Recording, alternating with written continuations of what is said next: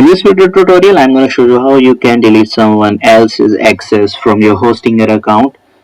So this process will be very simple. Make sure to follow this video till end. So let's get started. To remove someone else's access from your hosting account, go towards the account sharing section and then move towards the give access section.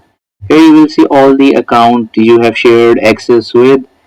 So if you want to just adjust their role, if you want to edit their role or edit the services they would manage in the future, so you can just go to the edit section and then you can edit the services or edit their role, and then save changes, and you will get a 2FA code, and then you will adjust their roles or edit their roles. But if you want to delete them permanently, just click on these three lines and then click on remove access, and then remove granted access, click on remove, and they will be permanently removed from your hosting account.